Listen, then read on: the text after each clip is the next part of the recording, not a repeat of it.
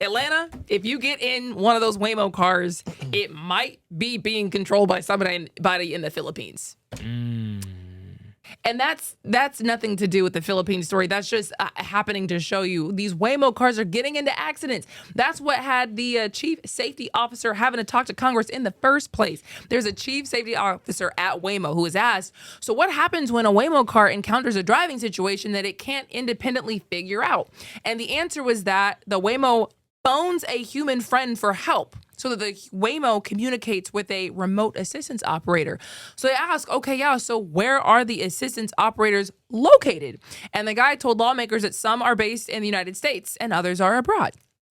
And then, conversation happens and they're like, no, like, what do you mean by abroad? Took some more questioning, but eventually he was like, yeah, they're in the Philippines. So apparently, he says they provide guidance. They do not remotely drive the vehicles. They just do things like confirm what the car is seeing and advising a safe path and a lane choice. And the car can ignore their suggestion if it wants, apparently. But they keep getting into accidents. So it's like, who is controlling these things? One just hit a kid in California. That's probably what got them in front of Congress to begin with. Like, how are these self-driving cars hitting children and getting into accidents? Yeah, it's really crazy. And with us being in Atlanta, they're all over. All over, yes. bro. All over, everywhere. They drive slow as ever, but people just keep on calling them as opposed to calling a Lyft. And I hate that they're called, like, I haven't looked at any stats on this or anything right now, but potentially if Waymo does get bigger, it could cause, other drivers, Lyfts, because Lyft even does self-driving services also, Lyfts, Uber drivers, actual human beings to lose their jobs because everybody wants to go to the AI route, the self-driving car route. Hold on. I just asked this because I'm not really sure.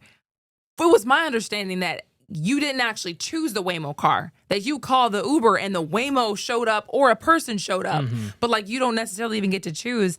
And this says, yeah, you don't call Waymo by itself, but Waymo vehicles are available through the Uber app. Right. So when you request an Uber X or Uber Comfort or Uber Comfort Electric, the system may match you with a Waymo car if one is nearby. I could just see an old person ordering an Uber and then a Waymo pull up and where the person at? The devil? Where is the person at? You want me to get in the car with nobody? How am I supposed to get in? Who gonna drive? Who's driving this thing? Yeah. But and who do you sue? Can you pull up that picture again? Now, who do you sue? How is this? I think you sue Uber. You would have to. Yeah, because I think Uber has a policy. Probably policy is like ridiculously huge, but I think they have a policy with Waymo. So it's like you'll probably just sue Uber.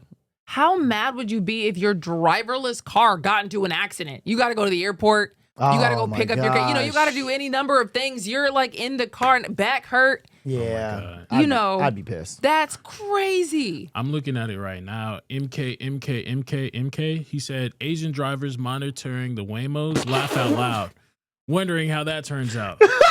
We don't need that is scary, man. No, we don't need to. Why would you comment that? Take things there. The point. Please. No, that is crazy. Please.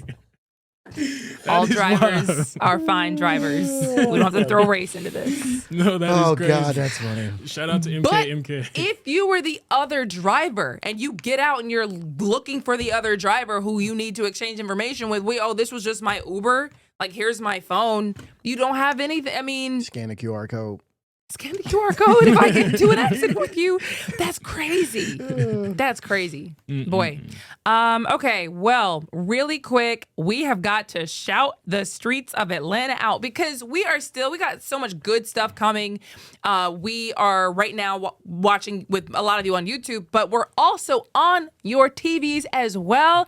And we were caught in 4K. Yeah. Dun, dun, dun. Look at that. Someone was watching us on TV. Yeah, shout out to the Crunch over at 2203 Roswell Road in Marietta. Shout out to Crunch for just throwing us up there on the TV, man. That is love, That's man. hard. Please tell your family and your friends to just, if they got a barbershop, if they have any kind of a business where they just put the news on, put us on. Yeah. Right. We just talking with the people. Hop on YouTube.